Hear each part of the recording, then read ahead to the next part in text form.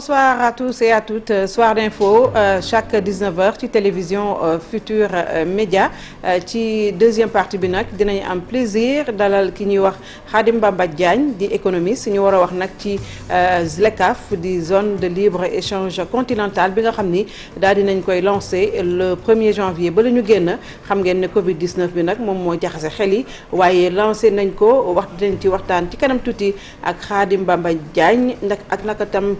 Comme bi ni muy doxee ci Covid 19 bile loolu yëpp dinañ ci ñëw ak économiste bi ci kanam tuuti waaye léegi ci pàcc bu njëkk bi dinañ ci waxtaan wala di ci dalal bokk député maire bu Kaffrine di Abdoulaye Wilane nekkit député ci parlement de la CEDEAO merci honorable wuy ñëw tey ci plateau Soir d'info. jërëjëf Adja Binta baax yaay Pape Djibril maa ngi lay. di nuyu suñu mbokk Sénégal ak sénégalaise ak sénégalais yi nga xam ne ci biir réew mi wala bitim réew ñu ngi taataan suñu waxtaan. namoon naa leen waaye déwénati leen yàlla na yàlla def ci Sénégal jàmm saxal fi wér dàq fi mbas mi yàlla sotti ñu xéewal ba Sénégal nekk ci naataange. maa ngi ndokkeel sénégalais ak sénégalais yëpp kenn ku nekk ci maqaam ak martaba. kon baax yaa ñu ngi lay nuyu. jërëjëf honorable Abdoulaye Wilane ñoo ngi koy dalal bu baax ci plateau Soir d'info di la nuyu Adja Binta di nuyu sénégalais yi ñuy seetaan yëpp si biir réew mi ak si bitim réew di yëkkati kàddu njàll rek di ko jagleel monde cinéma bi yëpp ak culture yëpp ci kooku kilifa googu di Ngaye Doba bàyyee ko fi wuy ji suñu borom ak ñi nga xamante ni yëpp jógee nañ fi jamono ji ak ñi tëdd ci lalu hôpital yi ñaan suñu borom mu delloo leen seeni kër. waaw sànq moom gis naa damaa xaw a yër tuuti ci kayit yi seen ne def nga sa test Covid 19 négatif. dëgg la def naa ko ndax. tey jii nga ko def. tey jii nga ko def. tey ci suba laa ko def. waaw ndax damay faral saa yoo xamee ne war naa dem bitim réew wala ma dem voilà génn réew mi. dama koy def su ma ñibbisee dama koy def. danaa ko def ngir xam fu ma ci toll yàlla nañ ci yàlla musal ñun ñëpp waaye dina taxit mu gën maa soññi gën maa ñaax mu gën a moytu te dinaa ko def itam pour ñi may dundal ñi may laamis loolu waaye balaa ma sori ci loolu dafa am doomu Sénégal bu màgg bu yàlla màggal ràññee ko génn tey àdduna démb ci guddi mu tudd Serigne Cheikh Mbacke ñu koy wax Ngaye Doba Cheikh Ngaye Do Serigne Cheikh Mbacke Gaye defar ma lañ ko tuddee dañu yàlla taroon mu nekk nit koo xam ne nii ca Pire ga mu juddoo ba tey Yoof ga muy fanaan na le yàlla na ko yàlla gàttalu ci yërmande ak njëgal. amiin amiin ku ko xam ne nitu pas-pas la woon nitu ngëm-ngëm la woon. ku baax la woon. ci wàllu cinéma culture wàllu art yeggale na Sénégal ci sous-région bi CEDEAO wala moo xam Ouagadougou la wala ci Afrique boo demee Afrique du Nord Carthage Tunis wala Maroc wala bitim réew foo xam ne nii ku yàlla jagleel dara rek moo ko mën. ci wàllu citoyen bi it ci Pire gi mu jóge ko ba Ndakaaru gi mu tëdd tey yóbbaale maqaama membre du conseil économique social et environnemental ku ko xam-xam ne nitu parti socialiste la woon militant la woon ku gëmoon président Abdou Diouf jàppale ko waaye ku rattaxoo woon taxoo woon lool ak président Ousmane Tanor Dieng yal na yàlla yërëm ko. amiin fekkee ne ko tey ci même âge après. dëgg la moo tax tey bi loolu amee. présidente Adjaratou Aminata Mbengue Ndiaye secrétaire général du parti socialiste sàkkoon ci ñun ñu dem teewal ko ci levée du corps bi ci wetu soxnaam doomam Abbas ak doomam bu jigéen bi nekk ci immédiat nga xam ne Cheikh Ngaye Do du rek nitu cinéma du rek citoyen simple nitu média la woon den ak ñoom Mamadou Omar Ndiaye ak xaritam yu bëri surtout doyen Baal bu RTS ñu dem fa ñaanal ko yàlla te di sax ci li ko ñaan yàlla yàlla jéggal ko yërëm ko tabal ko aljana ñun tam yàlla saxal ñu ci lu baax te li mu yéene woon parti socialiste ci turu parti socialiste yëpp ñu ngi ñaan yàlla parti socialiste àgg ca dund ko Sénégal jëm kanam waaye mënuñoo koo ñàkk a jaale jiitu réew mi ndax bu fekkee nekk na membre du conseil économique social et environnemental ñor koo jaale président Idrissa Seck ak conseil yëpp yàlla ak président Macky Sall mi ñu àndal di liggéeyal Sénégal moo ko fa yóbbu kon nag ñu ngi koy jàlle président Sénégal ak waa Pire yëpp. amiin yàlla def na sax CSE boobu mu toog noonu bi ngay tudd léegi bi ñuy mujj wax yàggul dara deful sax 3 mois wax nañu ma fekk ko mu nekk CSE ma bëggoon def benn débat ci affaire cinéma vraiment ñu waxtaan ci yàgg naa waxtaan ak moom ndax bi may door 2000 laa ko xam te vraiment muy nit ku baax koo xam ne musta changé ñu koy ñaanal fële mu jëm gënal ko fii mu jógee alors honorable tey jii sénégalais yi xamuñu nee nañu couvre-feu bi jeex na président jaarul assemblée woteleel ngeen ko loi kenn comprendrewul dañoo nekk daal ci jiixi jaaxa ñi ñi nee nañu couvre-feu bi jeex na am jeexut. démb ci minuit bu ñuy wax loi rigoureusement démb ci minuit le couvre-feu jeexoon. kon tey jii fu mu ne nii fu la neex dem. ci àpp bi waaye couvre-feu boobu li ko waral jogogu fi. damay faral di wax ne état d'urgence ak couvre-feu daan na am Sénégal waaye ay xat-xat ay jafe-jafe yoo xam ne nii ci insécurité la wala pour des raisons politiques moo ko doon waral bii ñuy dund 2020 di ko dundaat 2021 li ñu ko teg mbas mi la te mbas mi kat bu ñu waxante dëgg ku dul yenent yàlla ku dul yenent mbas mi laal na la fitnaal na la jaaxal na say njaboot. jaaxal sa réew mais honorable bu ñuy wax ci loi pour Sénégal yi gën a gindiku ne nga démb ci minuit la jeex te président fu mu toll nii ba subaak léegi ñi ñaa ngi koy déglu waxagul demul saisir assemblée. voté ngeen ko loi boo xamante ne da koy may mu décréter état d'urgence sanitaire ak catastrophe naturelle. léegi dañoo bëgg xam ndax comme président waxagul ba léegi couvre-feu jeex na nit ñi mën nañoo dox ba suba teel te dara du leen ci fekk. dinaa la tontu ba nga bëgg Sénégalais yi nga xam ne ñoo tax ñu ngi lay déglu. ñoo tax nga may laaj. dinañu kontaan seen xel dina dal. waaye lu yëngu lu ne la ko yëngal moo ko ëpp doole.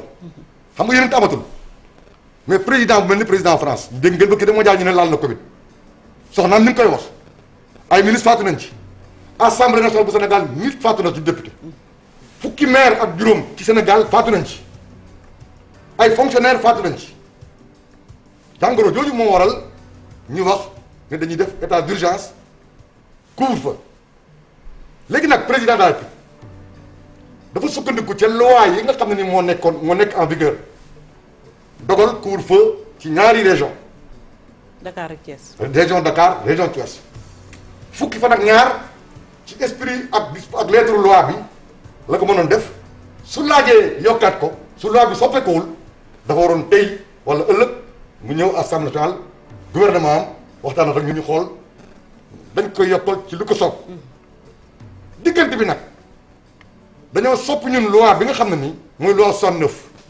loi bi ñu ko jébal ñun ni ñu ko numéroté mooy la loi numéro 1/2021 loi boobu nag bi ñu koy adopté dañ ko adopté ci procédure d'urgence dégg lu mbaa may wax procédure d'urgence boo adopté loi ci procédure d'urgence délai de conteste de recours yi ak délai de promulgation yi dañ koy raccourcir au lieu mu nekk 6 jours wala lu ko ëpp dafay nekk 4 jours gën gaa bëri ñaar yëpp suñu nattee nag délai yi tey lay jeex su ko defee dina am flottement waaye président bi mu ngi am carte yëpp en main su ko neexee feeg minuit wala feeg suba mu promulguer loi bi fekk na délai yëpp jeex na délai de recours yi ak délai d'observance bi mu promulguer ko su ko promulguer ba pare la loi entre en vigueur dama wax leen sañ-sañu promulguer loi président de la République la ko état bi jox ak constitution bi même assemblée su adopté loi ba pare même bu doon proposition de loi bu loi adopté l'assemblée adopté législateur bi président de la République moo ko mën a promulguer su ko promulguer ba pare nag ca saasa minute bi ñu topp su ko neexee mu jëlaat beneen dogal. mais comme délai yi jeex na démb fii ba suba wala fii ba minuit bu waxul nit ñi mën nañu vaquer à leurs occupations. ba suba teel non justement man. ci gis-gisu loi bi laa moom laa bëgg a wax ci esprit loi bi lay wax. gis nga loi ci réew lay jóge ko ñi légiférer ci réew mi lañ jóge ko man en tant que représentant des populations yàlla may ma tuuti may xam ak a yëg li ma war mooy wax ak nit ñi en âme et conscience et en toute responsabilité. ma ne lii xew musul xew kon du situation boo xam ne nii dafa nekk extraordinaire li may ñaan Sénégalais yi mooy ñëpp nañ jàpp ne couvre-feu ba léegi muy continuer. léegi honorable da nga wax léegi ne yéen ñi nga xam yéenay représenté population yi bu doon da ngay ñuy leeral tey ci baat yu leer nga xam dañ koy faram-fàccee ñu ne loi bi nga tudd ni léegi ak loi bi fi nekkoon li fi nekkoon ba ñu déclaré parce que Covid bi moo ngi fi bëgg a yàgg nag ndax mars la ba tey président de la république sax waxoon na boo amee gan goo xamante ni dane du ñibbi il faut que nga xool ni ngay dëkkeek moom ba du la lor. Donc boobu ba tey ñoo ngi ci. Donc ñaari laaj lay laaj bu njëkk bi mooy ndax assemblée nationale ci diir boobu def na ci évaluation bi tax mu am ngir mën a joyanti bu fekkee ne joyanti war naa am beneen laaj bi nga xamante ni moom laa bëgg nga njëkk a tontu mooy sopparñi gi ñu sopparñi loi bi lan lay indi ci xeex mbas mi dëgg-dëgg. jërëjëf li njëkk a mot a leeral mooy li njiitu réew mi wax ne. boo amee gan goo xam ne nii fasagul yéene ñibbi bu mu fi bëgg a yàgg faaw nga seet noo mën a dëkk ak moom te mu bañ laa lor Pape Djibril ku dem hôpital ñu ne da nga am tuuti jabet li nga jëkk def mooy nangu ko jéem a seet noo méngale sa doxalin ak sa dundin pour mucc ci jàngoro jooju ak jàngoro bu mënti doon waaw mbas mii Covid 19 du feebaru gàcce feebar bu ñu ne dal na président France. Bien sûr. kon dama bëgg nit ñi li ñu xamagoon ci àdduna wërgal képp ne moo ci mën a musal nit ñi mooy lii takk masque mënoon naa def comme yéen parce que respecté na distanciation bi mais dama jàpp ne man bu ma dilee cangaay dama war a sangu takk masque parce que fi may waxee yow ne sama public mën na génn climatisation bi wala bu ngelaw li mën na ko yóbbu mu circulation bu circulation normale naan def naa test tey xam nga naa woo ko njort naa ko waaye waruma naagu waruma yonjax te nag nañu waxante dëgg mbas maa ngi ci bëgg a yàgg waaye ni ñu ko war a moytoo wuñ ñu ko soo ko seetloo daje yi nga xam ne ni moom lañu tere woon ay weer ci ginnaaw daje yi dafa ñëw takkarnaase te dëkk yi mu takkarnaase ak ña jóge ko woon ci yeneen dëkk dem fa foofa la law tey jii nii ma xamal la ne la ku wax dëgg xam ne li journaliste yi li ministre de la santé di wax mooy li docteur yi xam waaye ñi faatu seen kër ak ñi nga xam ne nii léegi protocole bi ñuy dencee nit ku mbas mi laal méngoowuñ ko ak moom da ngay faat bi day faatu njabootam wala mbokkam di ko yéwénal di ko waajal te waajal boobu duñ ko def mu méngoo ak protocole sanitaire bi ñu bëri ci ñoom ay fan ñu feebar wala ñu feebar tëdd seen kër ñi ñuy consulté à domicile ak ñi ciy faatu nekkatul ay xale rek nekkatul ay mag rek nekkatul ci réew taax yi rek mu ngi ci dëkk kaw yi mu ngi ci fu nekk. nan la ci assemblée bi jàppee. assemblée bi ngir ci wàllu surtout évaluation comité national de gestion des épidémies député yaa ngi fa taw communes yi ak régions yi fu mu am comité régional wala comité départemental ñoom député yi ña nga fa toog ak maire yi ak ñu yore ndombo tànk kon kay ñun buñ dajee ak ministère de la justice de l'intérieur di càmbar lu jëm ci méngale jamono ak loi bi wala méngale suñu taxawaay ak ni ñuy war a légiférer ba nga xam ne ni lu président la def même s'il a toutes les cartes en main day nekk dans le cadre de l'état de droit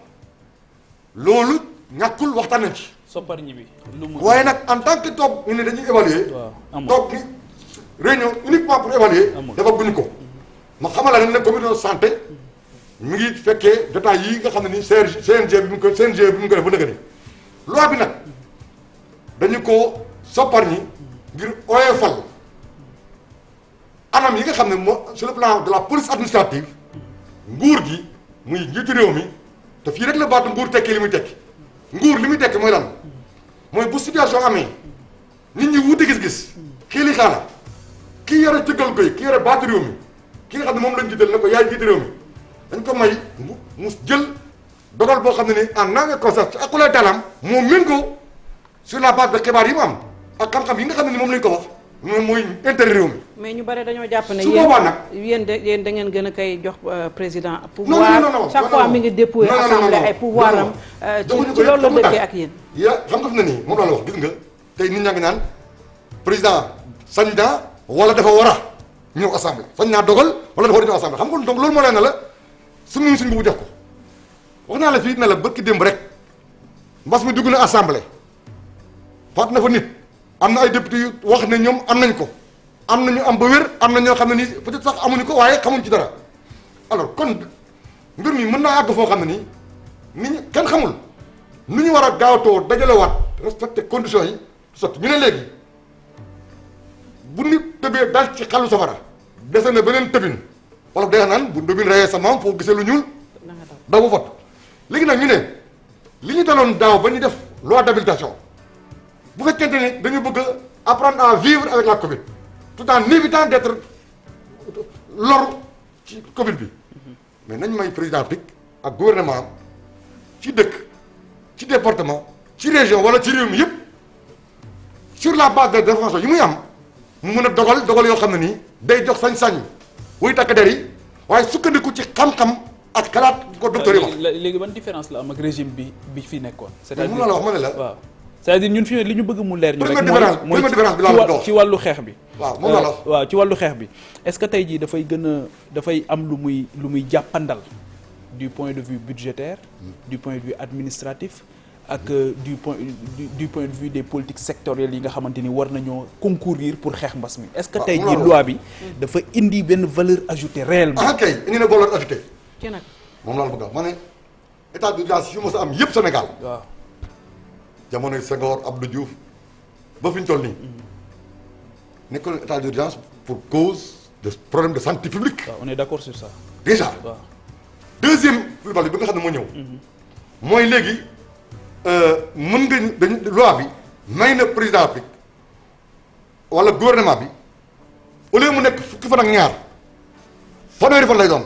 renouvelable une fois. renouvelable une fois. léegi loolu pour lan la. waaw kay docteur benn wax na la fi mu ne nii état d'urgence bi couvre-feu mi commencé 21h ba 5h 6h du matin. waaw nee nañ diggante boobu gain bi ñu ciy am ci propagation maladie bi bu dee ci mën nañ ko def ci fukki fan qui peut le plus peut le moins lii mooy li nga xam ne moom lañu jàpp ne ñun beneen la ci plus-value beneen plus-value bi mooy su ñu demee ba war a tere nit ñi loo xam ne du diine aada la yaa ngi dégg mais kooku dañuy may état bi sañ-sañ donte kon dafay niroog sooy jàng ci wàllu àq ak yelleef ak sañ-sañ luy def état d'exception. mais xanaa ki ñàkk ngay may c'est-à-dire ñun man bi ngay wax ba tey c'est-à-dire que dafa mel ni waaw. non dañ ko may mu gën a yomb assouplissement la dañ ko assouplir. kan ngeen assoupliral. président de la République lañu assoupliral. kon kay da ngeen ko dooleelaat mën a jël ay non ma ne askan wi moom la ñu fa moom lañu fa nekkal ñun. waaw dañoo bëgg mu gën a mën a aar askan wi gën a mën a liggéeyal askan wi ngir mu ñoŋ. bon très bien léegi. léegi ma daaneel waaw. fàttali ko leen ne am na benn bés. sapeurs-pompiers yi dem di denc nit sur la base du protocole sanitaire. ñu sànni leen xeer. léegi loolu. sañ-sañ bi ñu war a may ñooñu. pour mën a président bi mën a permettre loolu. il faut que loi moo mën a may président. maa ngi ñaan Sénégalais yi. ñi xam ne nee nañu loi boobu am na ay porox ndollu xaw ma. amul benn porox ndollu ma ne. li nit ñi ragal. da ngeen di voté nii non non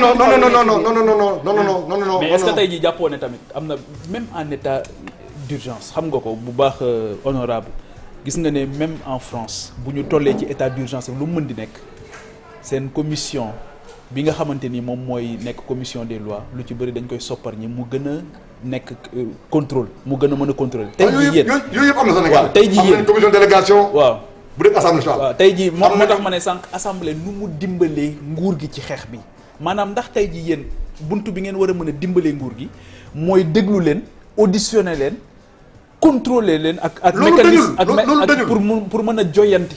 est-ce que tey jii yéen amati ngeen solo ci. loolu dañu gis nga. bi ñuy def adoption budget bi. te am kenn ku faatu ci Covid bi. dañoo joyanti ñun suñu liggéeyin ngir que nombre limité continuer déglu gouvernement bi. débattre ak ñoom loolu dañul de assemblée tey la gën a am dooleem yi mu amoon tey dafa am yeneen sañ-sañ léegi nag ki am sañ-sañ moo la mën a wax ne la man cëral naa la ci sama sañ-sañ lii. session budgétaire daal la ñu xamal assemblée. yaa ngi dégg alors donc dëgg rek. yan pouvoir ngeen am. nga ne yan pouvoir mais ñun dañuy non seulement dañuy wote loi dañuy adopter budget sax loi la mais dañuy contrôler l'action gouvernementale. na dañuy évaluer non de façon mu ngeen di contrôler honorable maa ngi ñëw rek. parce que li tax question contrôle bi am solo c'est vrai que ci biir mbas lañ nekk état d'urgence lañu nekk. waaye dañ fay gisoon comme bu bari bu ñu yëkkati 1000 milliards. ne fonds la woon boo xam dañ ko destiné. ci xeex mbas mi ak benn loi d'habilitation. léegi maa ngi laa ne la ci biir commission bi yoroon kuréel gi yoroon xaalis boobu noonu. waaw assemblée nationale toute sensibilité confondue ña nga ca woon. waaw li ma bëgg a laaj foofu mooy. ña nga fa woon non même assemblée nationale. warul nit lu mu bokkee. assemblée nationale sax ci boppam dañu am lu koy commission bu ko war a contrôler moom ci boppam donc contrôle moom ñëpp a ko war a def ñëpp lañ ko war a def it waaye li ma bëgg a laaj mooy ndax muy loi d'habilitation ba muy état d'urgence bi ñu amoon muy 1000 milliards yi est-ce que tey jii jàpp nga ne évaluation bi ci waroon am dëgg am na ci ngir ñu mën a joyanti fi ñu jëm.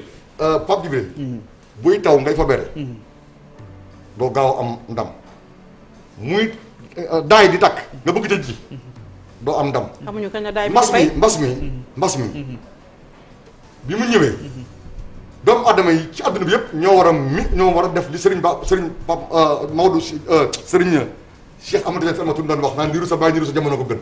ànd ak jamono ci la ñu nekk di joyanti pour contrôler waaye dama la bëgg xamal ne la amul lenn lu ñu teg de côté gis nga loi d'habilitation bi mu amee.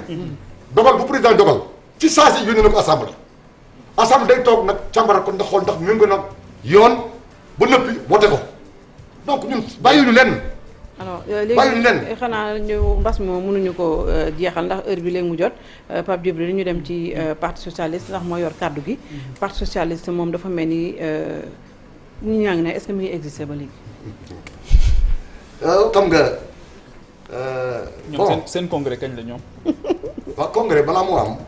da ngay mottali sa njaayum carte gis nga foofu tam déjà fitna mbas mi. tax na mënatuñu def benn réunion kenn mënatul dajaloo mënuñoo digle ca ngaay te bu duñ sangu. même réunion comité yi mënatoo ko def léegi. moo tax nag foog ngeen digitaliser wu. nga ne foog ngeen dématérialiser wu digitaliser. waaw mais loolu yëpp ak jamono loolu yëpp day ànd ak ñu ngi ko séqal. man ko ñun ñu ngi commencé def ay webinaire ay conférence téléconférence ñu ngi koy def. ci direction bi mais boo ko bëgg a def ci village wala ci quartier yi te connectivité bi demeewul noonu wala ñëpp amuñu téléphone yi méngoog yooyu dafay jafe mais ndànk-ndànk la gis nga. ndànk-ndànk ngay méngoog jamono. mais bureau politique sax déggatuñ ko. non mais bureau politique la wax na la bureau politique bu fekkee dafa mat 300 personnes wala mu nekk 150 personnes. nan lañ mën defee réunion ngeen adapté wu au contexte. mais moo tax nag adaptation boobu noonu. ci la ñu defee fan yi ay conférence fan yi ci ginnaaw dégg ngeen ko mais du ngeen ko mën a fekkee. parce que dañuy def ku mënul amul lien bi amuloo code bi doo mën a dugg. huis clos lay doon. donc ñu ngi xam nga li problème bi mooy. parti socialiste mooy moom la parti sénégalais teg bët. sénégalais it kuy jàng politique wala ngay jël référence parti socialiste ngay jël exemple. parce que ku judd moom nga fi fekk. waaw mais parce que. waaw non seulement mooy fekkee dafay PS mooy parti Sénégal. waaw li nga bëgg ngeen xam mooy nit ñaa ngi bëri na ñuy yekkaati galukat waaye dañuy fekk mu ngi ci lekk li nga xam ne mooy solo parti ak bëgg-bëggu parti ak warugaru parti ñu ngi ci li nga xam ne nag jamono ñu ko teg dañuy seet nan la ñuy mën a jekkoo jamono yàlla na ñaar dimbali ba ñu jekkoo jamono ndax bi gaaw fay jeex ñu jeexal suñu renouvellement bu ñu renouveler pare nag base bi ba pare def appel à candidature critères yi su ñu defee appel à candidature pour élection secrétaire général parti ku mu neex nga remplir critères yi nga postuler ñi dem voté nag suffrage universel direct à la base dépouillé ne diw moo gagné ñun dañoo ko def ci Sénégal. est-ce que Wilane bëgg na nekk secrétaire buñ ca yeggee. kañ ngeen si buñ ca yeggee ma wax la sama xalaat. da nga dégg waaye jàpp naa ne fi ma yàlla teg ak waa parti socialiste fi ma teg war naa jomb ñu ne ma en tant que porte-parole PS bu nekk may fat may su ma la naan porte-parole bi fële la man mi la ba ma invité. te waxuloon ne porte-parole parti la. ma wax la sama xalaat bu la neexee muy semaine prochaine muy gannaaw beneen bés. ci lépp nag est-ce qu'en 2024 parti socialiste dina am candidat waxoon nga. incha allah man Abdoulaye Wilane amuma droit wax lenn lu dul li ma parti bi wax loo parce que. cadre parti la parti socialiste boobu Sénégal nekkee indépendant ba nëgë ni amul benn élection boo xam ne nii bokku ca. ànd ak ay parti wala mu dem moom kenn yaa ngi dégg ànd nañ fekk ay parti ñu jiital ñu ànd nañ fekk parti ñu bokk kenn ku ne dëkk bi ne ñu jiital fa ka nga xam ne moom jàpp nañ ne parti boobu noonu moo fa ëpp chance. leader am jàll. mais Binta li mu laaj mooy ndax est-ce que ndax xam nga subtilité bi c'est très subtil parce que déggoon nañ la fi tamit avant élection 2019 ñu ne ndax parti socialiste dina am candidat nga ne ah kay dina am candidat. ndekete boobu seen candidat effectivement amoon ngeen candidat. mais c'était le candidat Macky Sall. ma ne léegi nag le fond de la pensée moom nettali sa géntu jàmbur dafa jafe. mais li ma jàpp li ma jàpp ne Binta loolu la wax mooy est-ce qu'on aura un candidat est-ce que le parti socialiste dina am un candidat issu des rangs du parti socialiste. yow noonu nga dégg laajam. Binta waaw wuyu ko damay doon topp moom mi tëdd na ci Kaaba ga ne yàlla naa doon candidat au parti socialiste en 2024 amiin yaa rabbal amiin waxal amiin. yaa ko ñaan amiin léegi. kon nga déclaré na candidature. léegi jeex na. gëm gi barke yàlla ko xam te dugguma ci politique sans ambition. L'ambition est le moteur de la vie et le moteur de l'histoire. waaye yàlla na fekk ne muy jig Sénégal Sénégalais bëgg ko. te bu ñu ko yoree yàlla buñ ci rus. li ma bëgg a wax mooy. xamuma kuy fekkee 2024. xamuma it luy xew ëllëg. nit nag lu mu bëgg da koy fexe sabablu ko fexe ba yelloo ko loolu laa la bëgg a wax Parti socialiste li ko yëkkati mooy jiite Sénégal liggéeyal Sénégal boobu ambition bàyyiwuñ ko tey bàyyiwuñ ko démb bàyyiwuñ ko ëllëg. mais ki ngeen jàppalee nee na moom waxagul dara ci troisième mandat bi bu dee nee na day présenté wu. conseil constitutionnel ànd ak moom ba ci cëppaandaw nga di génn di nekk candidat. voilà xam nga 2012 ngeen ànd ak moom. il faut que les militants soient édifiés aussi. waaw les militants xam nañ ne. Parti socialiste ku mu seqal teraanga du nangu ko gën ko yéwén du nangu ko gën ko gore nel benn ñaar Parti socialiste ku mu jox kàddoom da koy sàmm nel ñaar ñett képp ku mu àndal ci lëngoo di liggéey lay yàq ci ànd boobu noonu du jëy ko ci PS buy yàq ci war a jëy ko tant que loolu nit ñi xam nañ ko ñun ci loolu lañ nekk te incha allah ci loolu lañu sax. Macky Sall am na troisième mandat wala parce que heure bi jeex na. ñu bëgg a xam troisième mandat war na koo mën a def. waaw xam nga 2024 wala. Serigne Cheikh Amadou Diagne dafa wax ne. benn bés dafa am ku ñu laaj dara di fa jéem a fajal Senghor dara di ko jéem a fajal mer Senghor ne leen il faut pas être plus Senghor plus Sédar que Sédar. c'est-à-dire. li tubaab di wax naan il faut pas être plus royaliste que le roi. maanaam c'est qui le roi je ne peux pas être plus Macky que Macky. maanaam. Macky nee na du wax ci loolu. waaw ñun li ñu intéressé suñu diggante ak Macky. lu constitution bi wax. déglu ma la du nombre de Macky.